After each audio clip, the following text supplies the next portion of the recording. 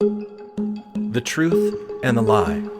What does this mean for the mystery of consciousness? Once upon a time, truth met the lie. Well, it opens up new possibilities. And the lie said to the truth, "It's a marvelous day today." And the truth looked up to the sky and sighed, for the day really was beautiful. Perhaps reality is some vast machine. They spent a lot of time together, ultimately arriving right next to a well. And the lie looked at truth and said, "The water is very nice. Let's take a bath together." Perhaps reality is some vast interacting network of conscious agents. The truth, once again suspicious, tested the water, but discovered that, indeed, it was very nice. Actually, this isn't as crazy an idea as it seems. So truth started to undress and started to bathe. Suddenly, the lie came out of the water, put on the clothes of truth, and ran away. The furious truth came out of the well and ran everywhere to find the lie, to get her clothes back. Everyone else in the world, seeing truth naked, turned its gaze away with contempt and rage. The poor truth returned to the well and disappeared forever, hiding therein its shame. I bet that reality will end up turning out to be more fascinating and unexpected than we'd ever imagined. And ever since that day, lie has been traveling around the world dressed as truth, satisfying the needs of society, because the world, in any case, harbors no wish at all to meet the naked truth. Welcome back to Infants on Thrones. This is episode 605, 2020 Vision. What am I calling this? What is real? 5 naked truths of Mormonism to choke on. So here's what we're going to be doing today. Today we're going to be going through a TED Talk from a cognitive scientist named Donald Hoffman. Now, this TED Talk was delivered in March 2015, and I recently heard about it from a friend of mine named Ken. Shout out to Ken. Hey, Ken. So the TED Talk is called "Do We See Reality as It Is?" And I'm really just going to jump right into it and interject. But, you know, this is a topic that I've talked about with Tom quite a bit. And in fact, I'll let you know, earlier this month, I went and saw Abraham Hicks in person. I think I mentioned that on one of the episodes. And we recorded a follow-up after I got back from it. Tom got on, one of our listeners from Patreon got on, and we had a conversation. Unfortunately, there were some audio difficulties from early on, and it ended up not being recorded. Aww. Yeah. One of the things that I really was looking forward to hearing back, in that conversation, we talked a little bit about the Matrix and how they're making a 4th Matrix movie, and kind of speculated on what that might be. And in the course of it, I started talking about what's real and what's not real, and I got Tom so infuriated. It was so fun. I'm really sad that you missed me infuriating Tom with my questions of reality. But anyway, so this talk today, this episode today, reviewing this TED Talk, might infuriate Tom, and those of you who relate to Tom, as you might. And after we listen to this TED Talk today, I am going to give you 5 naked truths to choke on. They're naked truths, y'all, for you to choke on. I'm going to give it to you afterwards. Not now, afterwards. So let's get right to it, shall we? I love a great mystery, and I'm fascinated by the greatest unsolved mystery in science. Which is, how many of you listeners have been listening to Infants on Thrones long enough to remember the episode Bob's Superlative Disorder? That is the greatest mystery anywhere, science or otherwise. Perhaps because it's personal. It's about who we are, and I can't help but be curious. Which tells you that he's never had the missionaries come to his door, right? Because, you know, this is a question that as missionaries, we were told everybody wants to know. Who are we? Why are we here? Where did we come from? And as missionaries of the Church of Jesus Christ of Latter-day Saints, we have that answer for them, right? We lived before we came here in pre-existence. We voted to see if we were going to follow Jesus or Lucifer. Lucifer wanted all the glory to go to him, apparently. And we all chose right. We chose to come to earth. We know who we are. We're children of God, and we have the restored gospel. We know it. I mean, like Mormons know it, right? So this wouldn't be a mystery to a Mormon, but to this guy, so he's got some things to learn, I guess. I guess he's got some things to learn, this cognitive scientist. And yes, I can joke about it now, but I actually used to think like this for reals, for realsies. The mystery is this. What is the relationship between your brain and your conscious experiences, such as your experience of the taste of chocolate or the feeling of velvet? Now, this mystery is not new. In 1868, Thomas Huxley wrote, "How it is that anything so remarkable as a state of consciousness comes about as the result of irritating nervous tissue is just as unaccountable as the appearance of the genie when Aladdin rubbed his lamp." And almost equally as unaccountable as Aladdin saying, "Good teenagers take off their clothes," that subliminal message. Good teenagers take off in the Aladdin movie. Good teenagers take off Anyway, what is real? Now, Huxley knew that brain activity and conscious experiences are correlated, but he didn't know why. To the science of his day, it was a mystery. Spoiler alert. It still is. What is real? In the years since Huxley, science has learned a lot about brain activity, but the relationship between brain activity and conscious experiences is still a mystery. Why? Why have we made so little progress? Well, some experts think that we can't solve this problem because we lack the necessary concepts and intelligence. We don't expect monkeys to solve problems in quantum mechanics, and as it happens, we can't expect our species to solve this problem either. Well, I disagree. I'm more optimistic. I think we've simply made a false assumption. Once we fix it, we just might solve this problem. Today, I'd like to tell you what that assumption is, why it's false, and how to fix it. And I'm going to give you a spoiler alert right here because it takes him a while to get to it. And the first time I watched this, I kind of missed it. So the assumption that he's challenging is that what we perceive, what we see and hear, is an accurate depiction of what's reality, of what's actually there.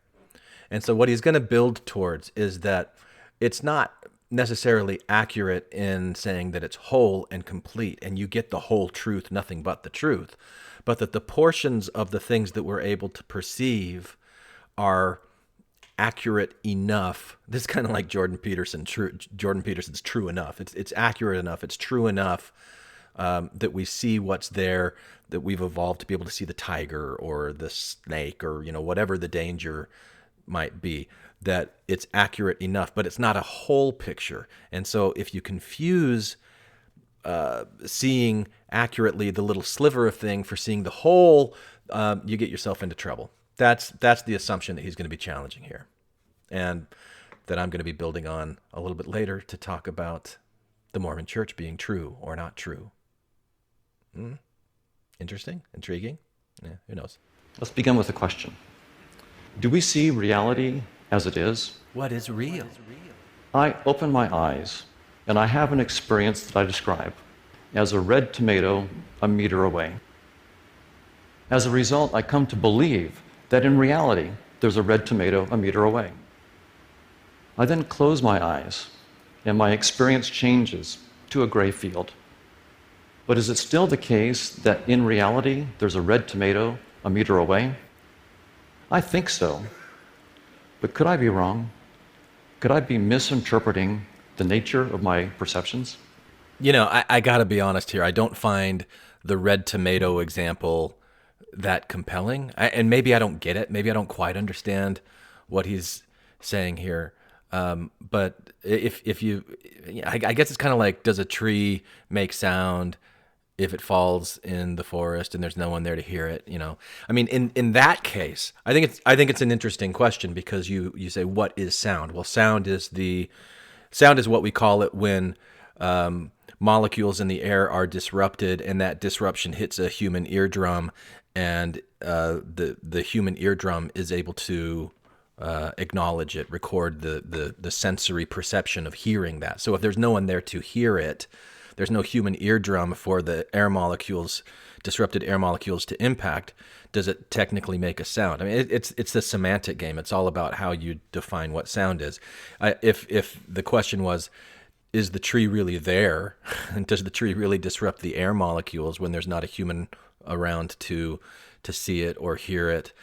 And somebody said, no, it's not. I'd go, no, I don't buy that. And that's kind of how I feel about this red tomato example. You know, if there's a red tomato in front of me and I close my eyes, is it still in front of me? Yeah, unless somebody picks it up and moves it. I don't quite understand where he's going with that. But as far as asking the question, are we misinterpreting the signals that we have? I think the only time that we really misinterpret it is when we think that that's all that's there, and that there aren't things that are outside of our visual spectrum or our audio spectrum, or like there's just not stuff there that's impacting the things that we can see in ways that we probably don't know because we can't see it, we can't sense it.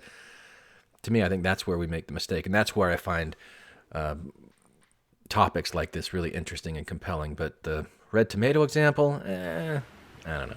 We've misinterpreted our perceptions before. We used to think the Earth is flat because it looks that way. Pythagoras discovered that we were wrong. Then we thought that the Earth is the unmoving center of the universe, again because it looks that way.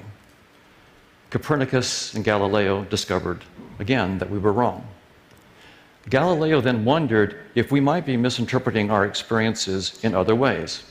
He wrote, "I think that tastes, odors, colors, and so on reside in consciousness.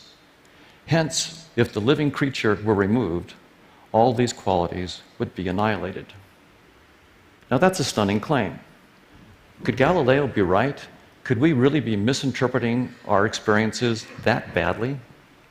What does modern science have to say about this? I don't know, but again, I just might not be following where he's going with this, because what I take away from what Galileo said is if there isn't an experience there, an experiencer to experience the taste of something or the sound of something or see the color of something, then that experience of tasting isn't there because you don't have to taste her. But I don't know how that's misinterpreting the sensation, because the disrupted air molecules that are impacting our eardrum would exist whether our eardrum's there or not, right? It's just the thing that we call sound or whatever frequency or whatever word or like that wouldn't be. I don't know, but I don't know how that's misinterpreted. I don't know. So I'll shut up and we'll go back to Donald Hoffman. Go ahead, Donald Hoffman. Well, neuroscientists tell us that about a third of the brain's cortex is engaged in vision. When you simply open your eyes and look about this room, billions of neurons and trillions of synapses are engaged. Now, this is a bit surprising because to the extent that we think about vision at all, we think of it as like a camera that just takes a picture of objective reality as it is. Now, there is a part of vision that's like a camera. The eye has a lens that focuses an image on the back of the eye where there are 130 million photoreceptors. So the eye is like a 130 megapixel camera. But that doesn't explain the billions of neurons and trillions of synapses that are engaged in vision. What are these neurons up to? Well, neuroscientists tell us that they're creating, in real time, all the shapes, objects, colors, and motions that we see. It feels like we're just taking a snapshot of this room the way it is, but in fact, we're constructing everything that we see. Wait. So what does that mean, that we're constructing everything that we see? I think that's a really easy statement to misinterpret. So I think if you think what he's saying there is, go back to the tomato example. If you open up your eyes and you look and you see that it's round and you see that it's red and got the little green hair on top of it, as tomatoes have the little green patch of hair. And he's saying that we're constructing inside of our brains the whatever mechanism that tells us red is red and green is green and round is round and those kinds of things. But I don't take it to mean that the actual object that we're observing is being constructed because of what's happening in our mind. It's just our mind is taking in this information, and it's got some kind of processor that it runs through to interpret what it means. So we're constructing that meaning inside of our mind. We're not constructing the elements outside of our head. I think that sometimes people get confused with that when they hear language like this. So I don't know. Any experts out there listening to this, or is this more just like kind of like the tree that falls in the forest and nobody's listening, so there isn't any sound? That might be what this podcast is at this point. We'll see. We'll see. It feels like we're just taking a snapshot of this room the way it is, but in fact, we're constructing everything that we see. We don't construct the whole world at once. We construct what we need in the moment. And I want to take another swing at this because constructing, like looking in the room, we're not really seeing everything that's in the room, right? I mean, there's like X-rays, microwaves, there's things that are existing that are outside of our range of vision, right? So there's things that we can't see. And so we don't really, even though we're opening up our eyes, we don't really have a clear snapshot of reality. We only see those things that our sensory organs have evolved to be able to perceive. And the word that he uses there, what we need, because these are things that we've needed in order to survive and thrive in the world as our species has evolved over hundreds of thousands of years. That's how I interpret that. So this is an important point, I think, when I make my claims at the end of this, how it ties into the reality of the Mormon Church. Is the Mormon Church true? Is the Mormon Church not true? Are we seeing everything that's there? Or are we only seeing those things that are necessary for our own survival and whatever itch is being scratched by being a member of the Mormon Church for as long as it's working for us? That's really the question and the parallel that I want to make. So if you want to follow along as we're listening to Hoffman here, that's where my mind is going. Now, there are many demonstrations that are quite compelling that we construct what we see. I'll just show you two. In this example, you see some red discs with bits cut out of them. But if I just rotate the discs a little bit, suddenly you see a 3D cube pop out of the screen. Now, the screen, of course, is flat, so the three-dimensional cube that you're experiencing must be your construction. In this next example, you see glowing blue bars with pretty sharp edges moving across a field of dots. In fact, no dots move. All I'm doing from frame to frame is changing the colors of dots from blue to black or black to blue. But when I do this quickly, your visual system creates the glowing blue bars with the sharp edges and the motion. There are many more examples, but these are just two that you construct what you see. But neuroscientists go further. They say that we reconstruct reality. So when I have an experience that I describe as a red tomato, that experience is actually an accurate reconstruction of the properties of a real red tomato that would exist even if I weren't looking. Now, why would neuroscientists say that we don't just construct, we reconstruct? Well, the standard argument given is usually an evolutionary one. And this is where he's going to set up the assumption that he's later going to challenge and try to knock down. Those of our ancestors who saw more accurately had a competitive advantage compared to those who saw less accurately. I know a lot of ex-Mormons who feel this way about their true believing Mormon TBM counterparts, that they've got a leg up on them because they're able to see things more accurately than the blind followers. You see where I'm going with that? You know what I'm saying? Are you one of them? And therefore they were more likely to pass on their genes. We're the offspring of those who saw more accurately, and so we can be confident that in the normal case, our perceptions are accurate. You see this in the standard textbooks. One textbook says, for example, evolutionarily speaking, vision is useful precisely because it's so accurate. So the idea is that accurate perceptions are fitter perceptions. They give you a survival advantage. Now, is this correct? Is this the right interpretation of evolutionary theory? Well, let's first look at a couple examples in nature. The Australian jewel beetle is dimpled, glossy, and brown. The female is flightless. The male flies, looking, of course, for a hot female. When he finds one, he alights and mates. There's another species in the outback, Homo sapiens.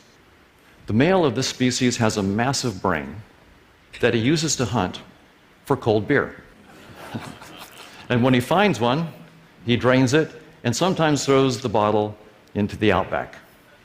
Now, as it happens, these bottles are dimpled, glossy, and just the right shade of brown to tickle the fancy of these beetles. The males swarm all over the bottles trying to mate. They lose all interest in the real females.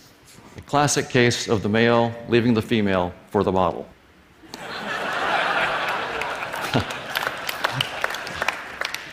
The species almost went extinct.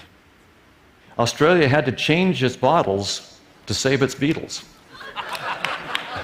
Now, the males had successfully found females for thousands, perhaps millions of years.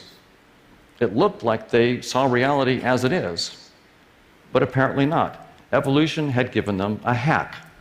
A female is anything dimpled, glossy, and brown. The bigger, the better. Even when crawling all over the bottle, the male couldn't discover his mistake. Now, you might say, beetles, sure. They're very simple creatures, but surely not mammals. Mammals don't rely on tricks. Well, I won't dwell on this, but you get the idea. He's showing a picture of a bull that's mounting the statue of a cow. So this raises an important technical question.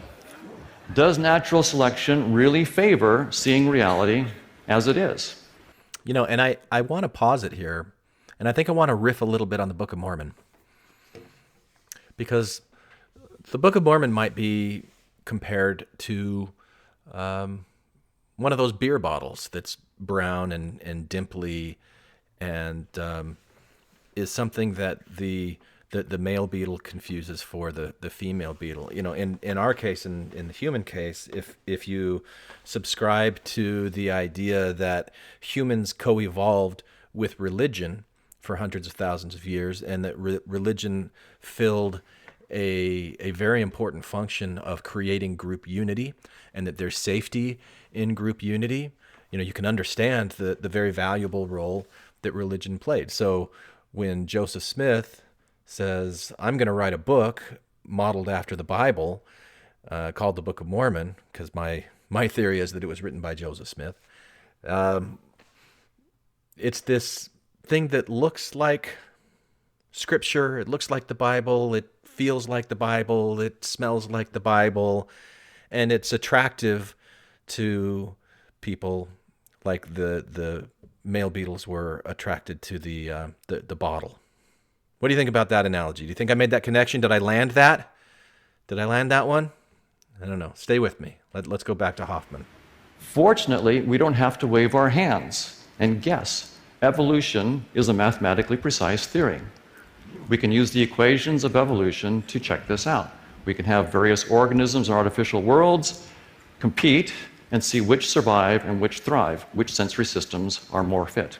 And the question that he's going to ask is, do those organisms who see all of reality for what it is, and they don't filter out the parts of reality that are just necessary for their own fitness and survival, but they're seeing everything, they get overwhelmed and they're not, they don't adapt.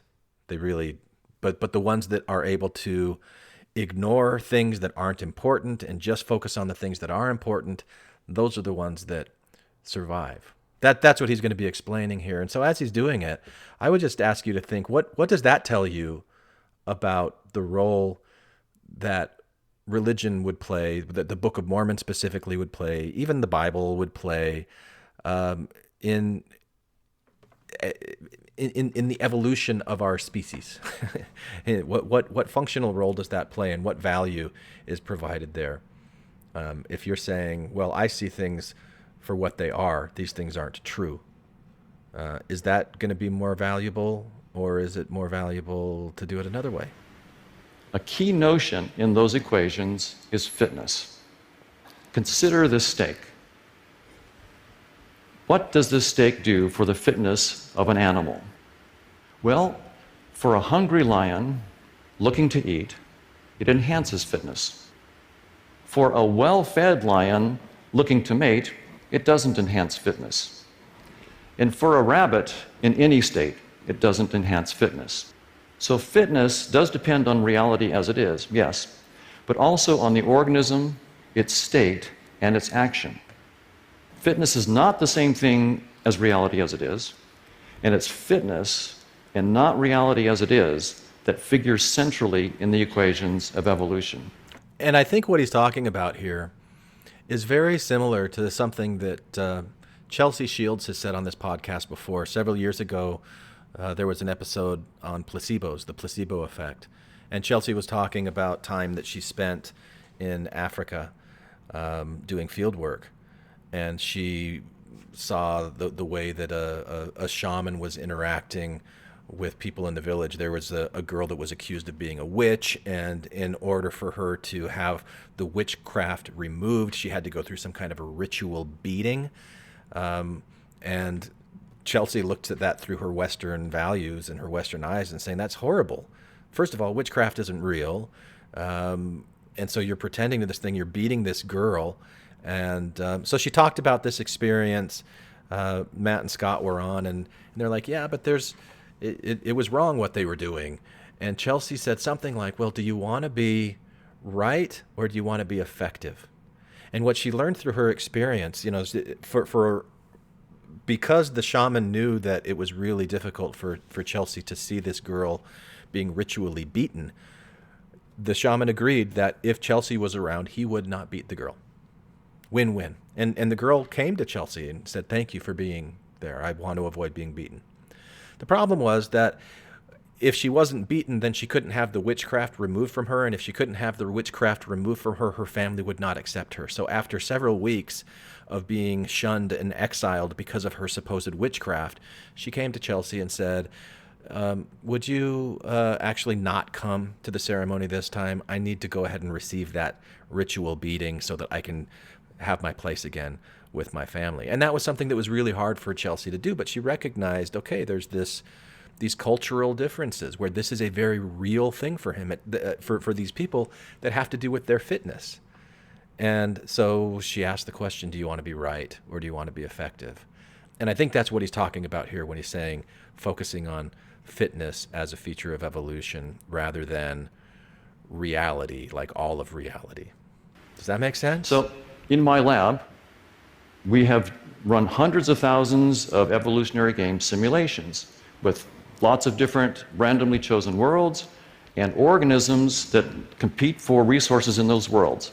Some of the organisms see all of the reality, others see just part of the reality, and some see none of the reality, only fitness. Who wins? Well, I hate to break it to you, but perception of reality goes extinct. In almost every simulation, organisms that see none of reality but are just tuned to fitness drive to extinction all the organisms that perceive reality as it is. So the bottom line is evolution does not favor vertical or accurate perceptions. Those perceptions of reality go extinct. So when I heard this for the first time, because as I was listening to him talk, of course because the way that I'm interested in questions of reality and religion and fictions and all these things that you've probably heard me talk about before on this podcast, I was thinking about the Mormon Church, and I was thinking about conversations that we've had on this podcast before about having truth-seeking brains and that sort of thing, and that there seems to be this thought among a lot of ex-Mormons that being able to see things for how they actually are gives us a leg up. It gives us an advantage. And what he's saying here is that evolutionarily speaking, the ones that are focused on a more narrow range of reality, like I don't think it's not reality what they're focusing on, but it's not the entirety of reality. So it's like they're not wasting their resources trying to filter and understand and make meaning of every sensory perception that's out there. It's focused just on the ones that are going to lead to their ultimate fitness. And it just made me wonder. So I'm going to pose this as a question. I'm curious what you think. Is there a benefit for people who are able to keep those blinders on, keep the doubts on the shelf, keep the toothpaste squeezed inside of the tube, and just put their head down and go along their merry way inside of this culture of Mormonism that they were born into, not rocking the boat, having the support of everybody around them? Like, it's hard to think about it that way because, of course, from my perspective and from my own biases, I look at that way of living as being very limiting and conditioning people to think that worthiness comes as a result of certain types of actions. And if you violate those actions, then you're not worthy. Not worthy. You're without worth. You're worthless. And I hate that. It was one of the reasons why I left. But am I in a better place having left? Do I have a strong community around me? Do I have a strong support system that if I get sick, I'm going to have people bringing me casseroles and mowing my lawn for me and, these things that might help me with my fitness if I need help? I don't know. That's the question. It's an interesting question. It's a sad, depressing, happy New Year, interesting question. Now, this is a bit stunning. How can it be that not seeing the world accurately gives us a survival advantage? That is a bit counterintuitive. But remember the jewel beetle. The jewel beetle survived for thousands, perhaps millions of years using simple tricks and hacks. What the equations of evolution are telling us is that all organisms, including us, are in the same boat as the jewel beetle. We do not see reality as it is. We're shaped with tricks and hacks that keep us alive. So is it possible that credulity, some might call it gullibility if you're being really harsh about it, but the ability to just accept things on faith without really questioning and challenging it might have an advantage evolutionarily towards survival, and it might be a disadvantage to actually question and probe and challenge and strip away the illusions of reality? Yeah, that's part of this Happy New Year's question that I'm asking here. What do you think? It's 2020. Do we want to have 2020 vision, accuracy about everything? Or do we want to go back into the Matrix so that we can eat the pretend steak and taste it? Yum. Still, we need some help with our intuitions. How can not perceiving reality as it is be useful? Well, fortunately, we have a very helpful metaphor: the desktop interface on your computer. Consider that blue icon for a TED Talk that you're writing. Now, the icon is blue and rectangular and in the lower right corner of the desktop. Does that mean that the text file itself in the computer is blue, rectangular, and in the lower right-hand corner of the computer? Of course not. Anyone who thought that misinterprets the purpose of the interface. It's not there to show you the reality of the computer. In fact, it's there to hide that reality. You don't want to know about the diodes and resistors and all the megabytes of software. If you had to deal with that, you could never write your text file or edit your photo. So the idea is that evolution has given us an interface that hides reality and guides adaptive behavior. And what would be the Mormon Church equivalent of this? I don't know, the scriptures, the commandments, the follow the prophet messages, the once the prophet has spoken, the thinking has been done kind of thing. Don't waste your energy on trying to figure things out. We've already done it for you. Just do it. Just do it. President Kimball, man. These shortcuts and hacks that if you follow them and you stay within this culture, you will be just fine. Survival, baby, survival. Space and time, as you perceive them right now, are your desktop. Physical objects are simply icons in that desktop. There's an obvious objection. Hoffman, if you think that train coming down the track at 200 miles an hour is just an icon of your desktop, why don't you step in front of it? And after you're gone and your theory with you, we'll know that there's more to that train than just an icon. Well, I wouldn't step in front of that train for the same reason that I wouldn't carelessly drag that icon to the trash can. Not because I take the icon literally. The file is not literally blue or rectangular. But I do take it seriously. I could lose weeks of work. Similarly, evolution has shaped us with perceptual symbols that are designed to keep us alive. We better take them seriously. If you see a snake, don't pick it up. If you see a cliff, don't jump off. They're designed to keep us safe, and we should take them seriously. But that does not mean that we should take them literally. That's a logical error. So it's a logical error to confuse taking something seriously with taking something literally. And, you know, again, to invoke Chelsea's wisdom from years past, do you want to be right or do you want to be effective? Maybe when we're struggling, you know, we go, oh, the Book of Mormon isn't true, it's not literal. And then we just dump the whole thing. Maybe there is kind of a baby with the bathwater kind of thing where you can take it seriously, even if you don't take it literally. And I know that's hard to do in certain circles that insist upon there's no distinction between taking something seriously and taking something literally. But if that's like for any of you who are out there, and I know I've talked with several of you with life coaching recently, which has been so fun, by the way. So I'm going to put a little plug here. If any of you are interested in life coaching, you want to find out what that's about, send me an email at infantsonthrones@gmail.com, and we'll set up a time free of charge to talk for an hour and see if it's something that you're interested in. But I've talked with so many of you, more than I thought in the past, who are still going to church and trying to figure out how to make it work because it's so frustrating to sit in church. And I think a lot of that frustration that I felt, that I've heard several of you talk about, is this distinction between taking something seriously and taking something literally. How can you take it seriously if you don't take it literally? So let's see if there's any more insights there that we could get from Hoffman. Another objection.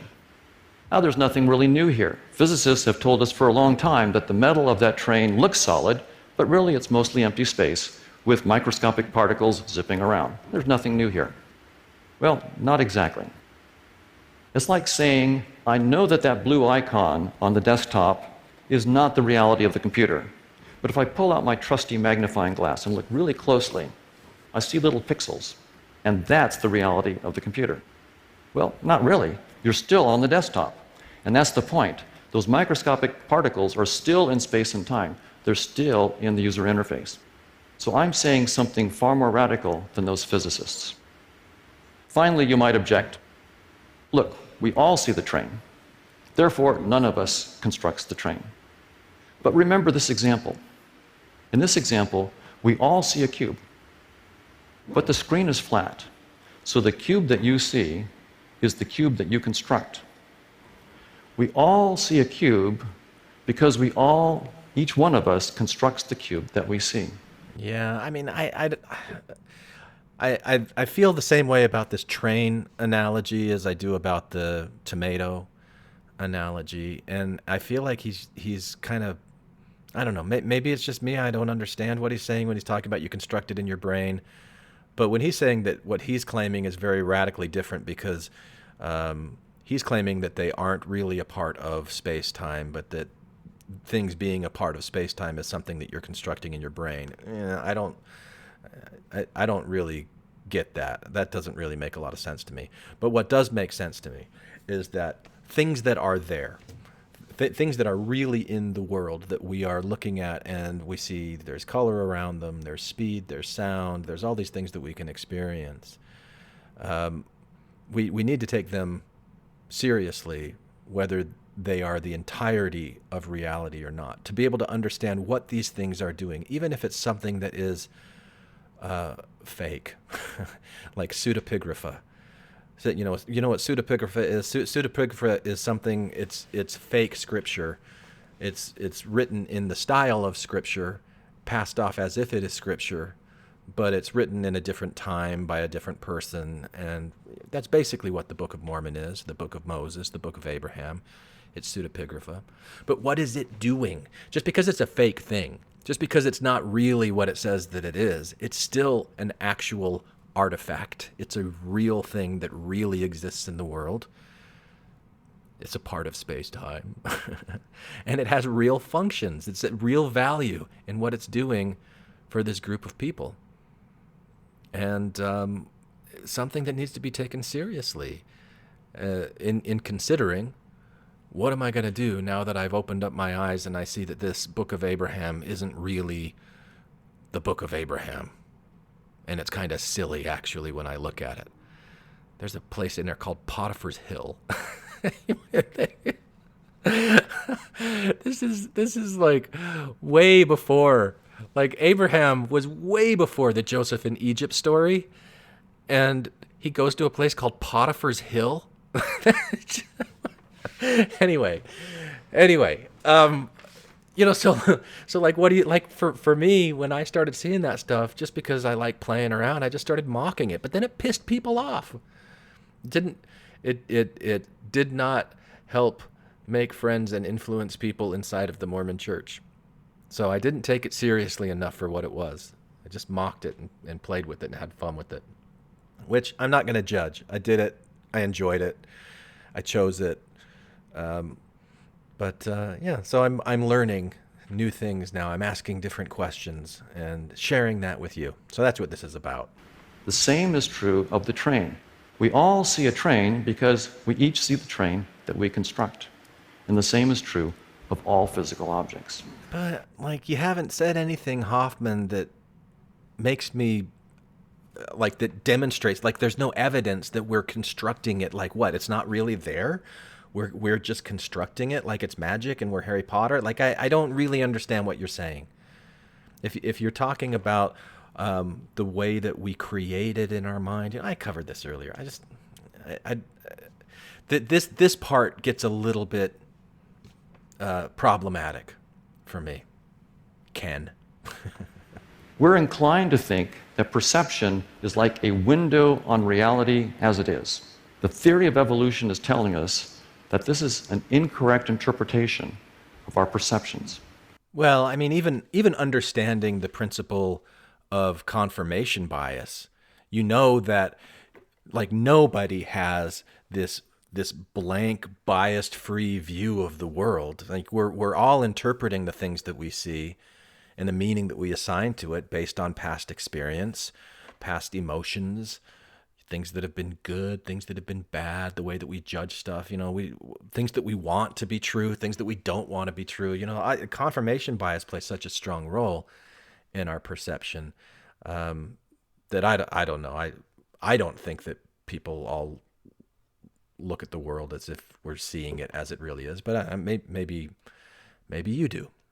Maybe you think that what you see is just what's there, and you don't recognize that what you're looking at and what you're focusing on says just as much about you, or maybe more about you, on where you're focusing your attention and what it means to you, than what it is for that actual thing that you're looking at. And that part's really interesting to me, but I don't think you're making it up out of nothing. I think you're interpreting it through your lens of understanding and experience. How about we say it that way? That's what I think.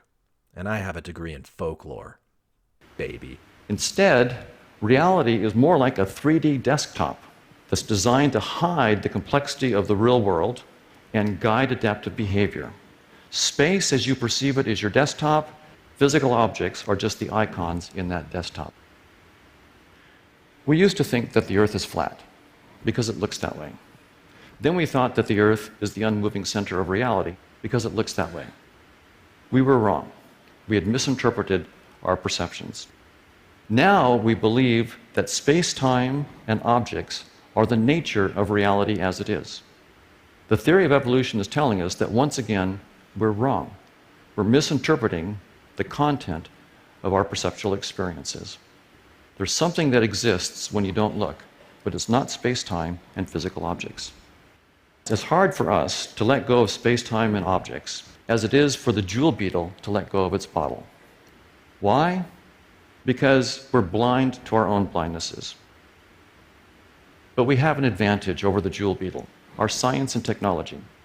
By peering through the lens of a telescope, we discovered that the Earth is not the unmoving center of reality. By peering through the lens of the theory of evolution, we discovered that space-time and objects are not the nature of reality. When I have a perceptual experience that I describe as a red tomato, I am interacting with reality. But that reality is not a red tomato and is nothing like a red tomato. Except it is. Like, I get that red is a construct, that these words are symbols, red and tomato, these words, and that it's actually like whatever chemical basis and the subatomic energy that makes it, and atoms and cells and molecules and blah, blah, blah. But through our human experience, when we've encountered this thing in the real world, we've created a common understanding, these hacks, these shortcuts, and we've said this is red, this is what we call this red, we call this tomato, this thing. So to say it's nothing like a red tomato, I mean, that's like a shark jumping, or shump jarking. It could be a shump jarking moment. It's nothing like a shump jarker moment for me. Yeah, it's where you lose me, Hoffman. But I love this. I love you.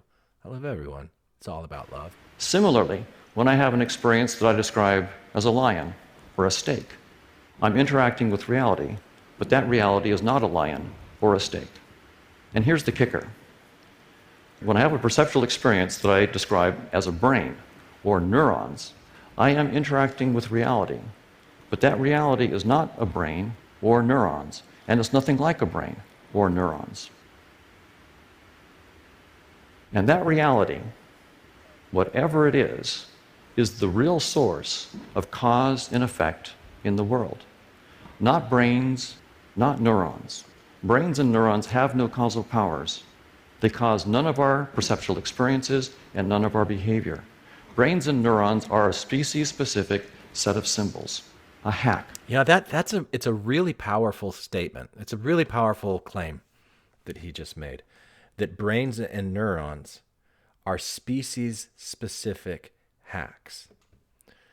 So I guess species-specific in the sense that we've been evolving our Homo sapien brain, which is a species-specific brain. Like, I listened to a Radiolab episode many, many years ago about the different cones that people have in their eyes. Like, most people, if I remember right, have 3 cones. Every once in a while, I have somebody that has 4 cones in their eyes, and they're able to see a wider range of color on the spectrum because of that 4th cone. But you've got like shrimp. I think they have like 18 cones in their eyes. Butterflies have more cones in their eyes. So they're able to see more colors that we can't see or perceive. And so there would be that species-specific experience of living that comes because of how many cones you have in your eye and, that sort of thing. So along those lines, I can follow him and go, okay, yeah, species-specific hacks. But if he's making the claim that, and one more thing, because I do recognize, so if I'm standing in front of a tree and there's a butterfly that's in front of a tree, and there's a shrimp that's in front of a tree, and maybe a snake that's in front of a tree, and we're all perceiving the tree through our evolved senses, it's going to be different. Like snakes have this way of perceiving the world through temperature, like, what is it, whatever it is. So they can feel like heat that's given off by the tree. And there must be something, I would imagine, in the snake's brain that interprets it in the way that we do light. And so that we kind of see this picture in our brain, or, with sound, where we go, okay, I recognize that word and it has this meaning, or I recognize that sound and it has this meaning. That snakes have done that for temperature.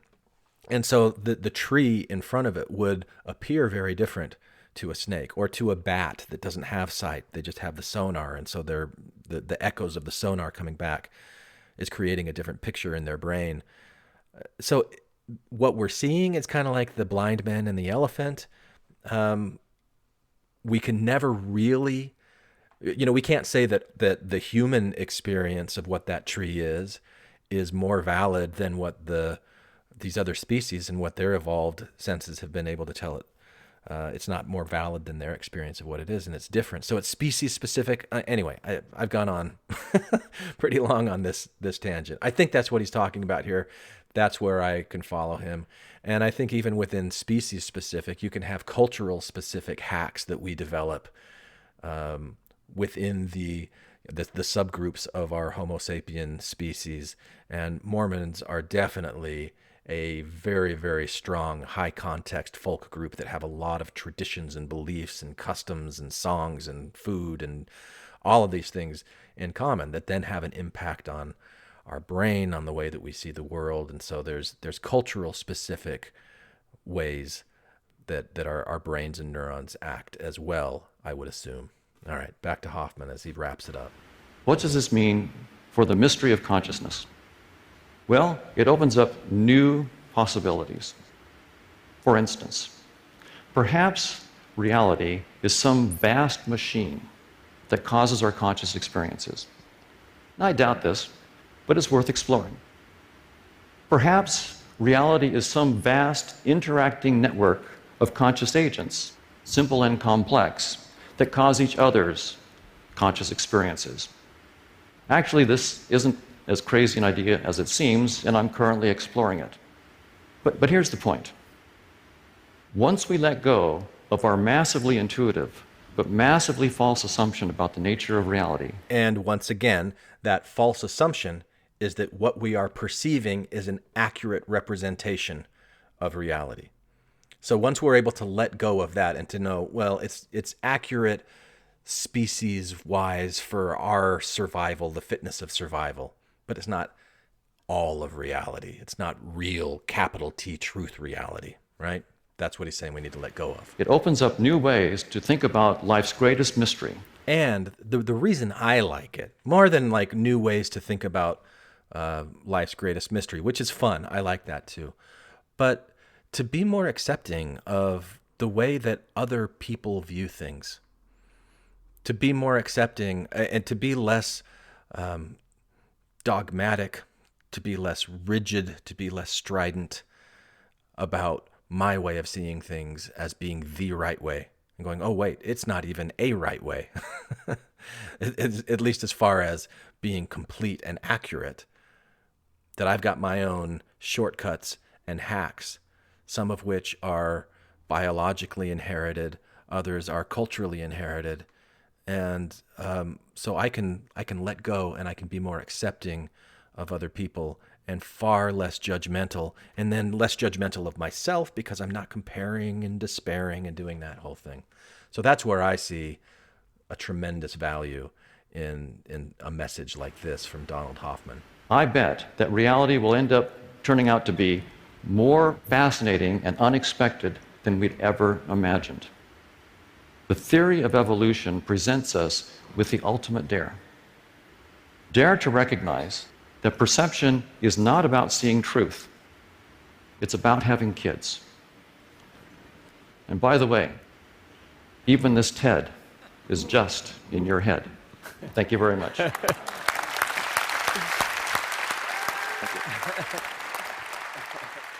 on. Stay here. Okay.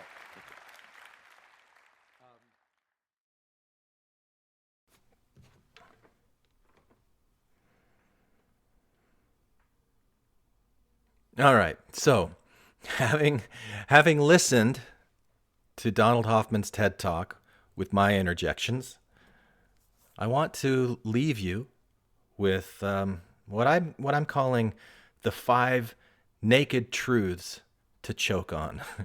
Some Mormonism, the 5 naked truths to choke on. And I reserve the right to change my mind, but here's the first one that I see as a truth.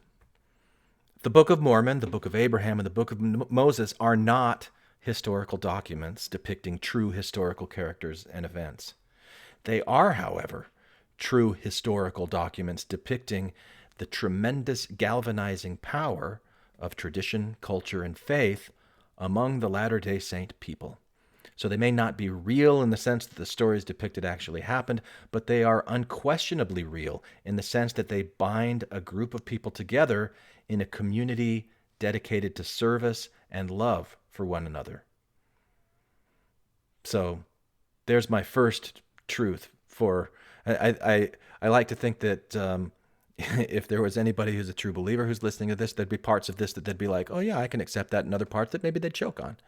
And if there's, like the certain kinds of ex-Mormons listening to this, that there would be parts of it that they would go, yeah, I can get that. It's all bullshit. But then parts that they would choke on is like, no, it's not valuable. It's just bullshit. We got to get rid of it. So I'm trying to go like middle way here, These are both true and need to be taken seriously, even if not literally, maybe. I don't know.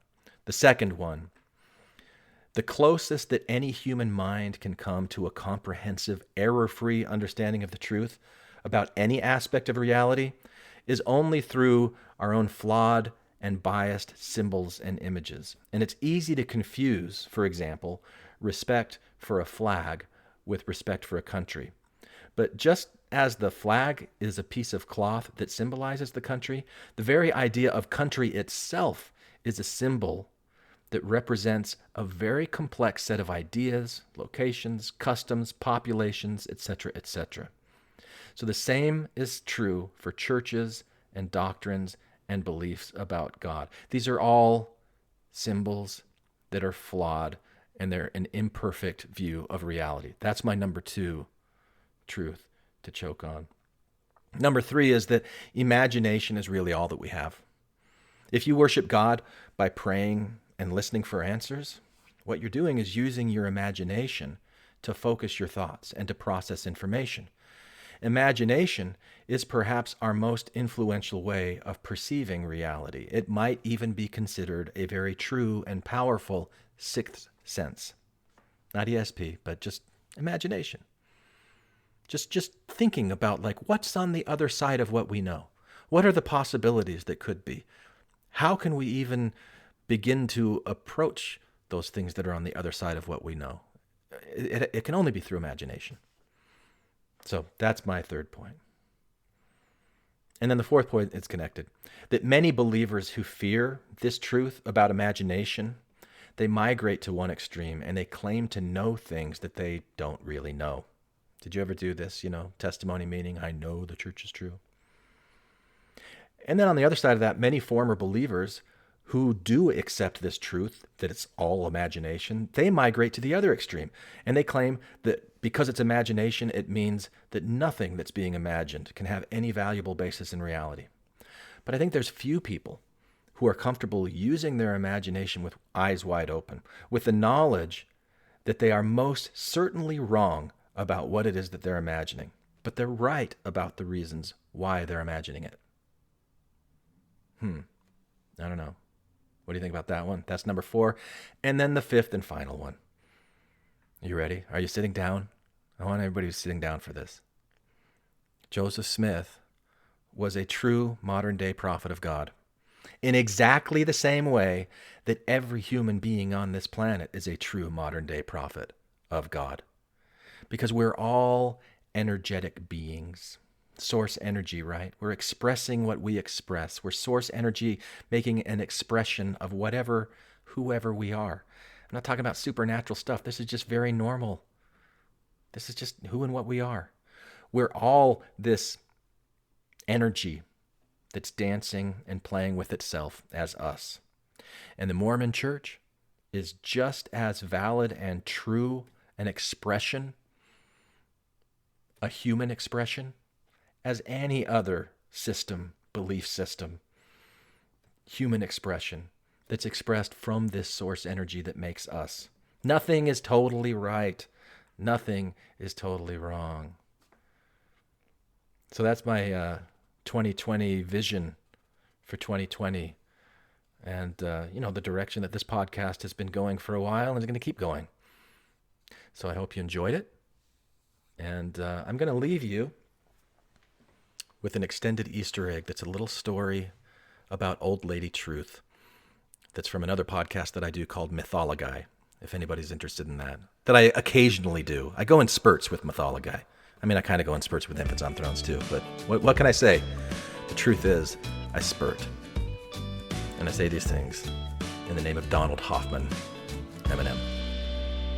Yeah, well, I may go through this life never knowing who I am and why I'm here and why I'm doing what I'm doing. Hello, brothers and sisters. This is Elder E. Eldon Elderman of the 7th Quorum of the 70. When I'm not interviewing children about their masturbation practices, I monitor the Infants on Thrones podcast for the Strengthening the Members Committee. If you really like what you hear, you can jeopardize your eternal salvation by giving the Quorum a 5-star rating and writing a short review on iTunes. I didn't, but that's because I want to be resurrected with my genitalia intact. Anyone for the closing prayer? They were making it up, we're making it all up. What else can we do? Yeah, we're making it up, we're making it all up. It's the only way to get through, 'cause life's so hard, but life's alright. Because I'm here with you. Once upon a podcast. Once upon a In a time. time before time, when the world was young and there was once a beautiful princess. This is the Mythology Podcast. Modern retellings of ancient myth. I am your Mythology.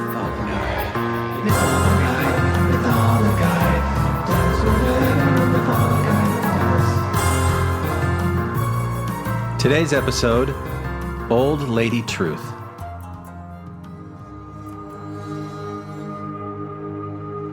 There was once a wealthy man who was the envy of every man around him. He was tall, he was strong, he was talented. He was successful at every single thing he tried. He had a beautiful wife, a loving family, the best group of friends that anyone could hope for, and an occupation that made him rich and famous. Life was perfect for this man, except for one thing. He was terribly unhappy. "What is wrong?" his wife would often ask him. "I want to know the truth," he would reply. "Well, then you should go and seek her," she replied back. So the man decided to do just that. He placed his house and all of his worldly possessions in his wife's name. She was quite insistent on this point. And he set out into the world, renouncing all, a beggar on the road towards truth.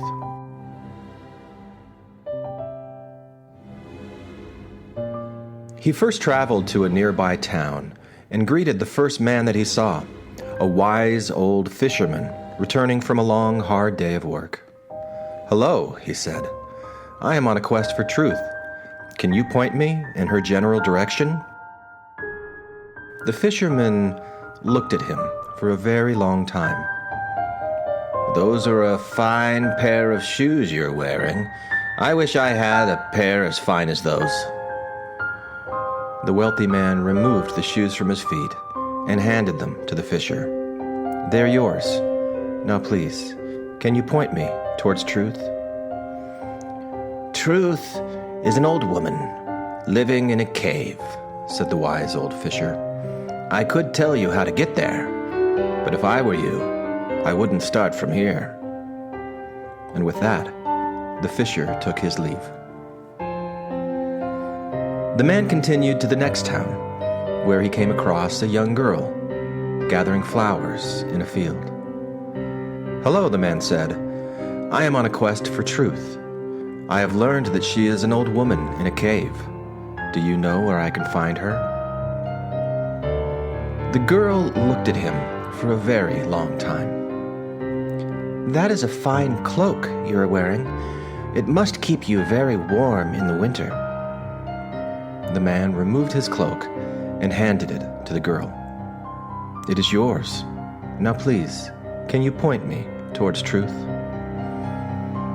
I have never seen her myself, said the girl, but I have heard talk of an old woman living in a cave just beyond the forest.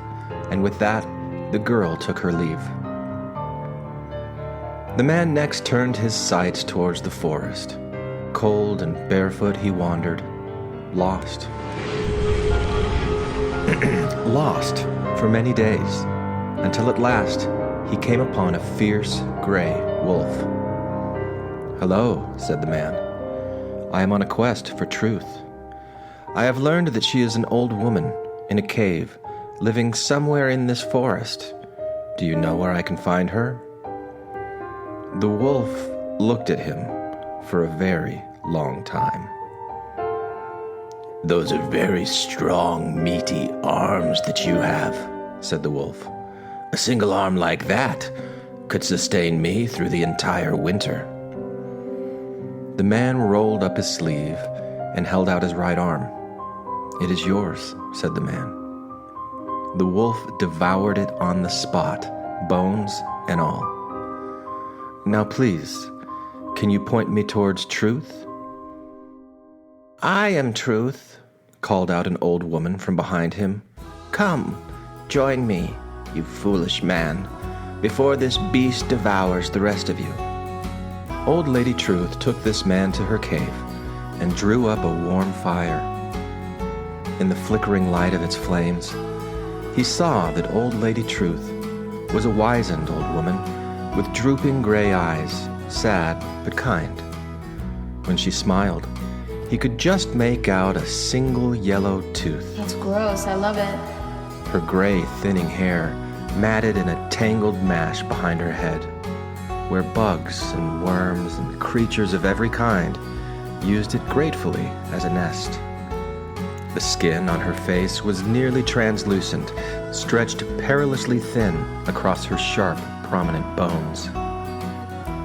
But when she spoke, her voice was lyrical and pure. It pierced to the very center of his heart, and he knew at last he was finally hearing the voice of truth.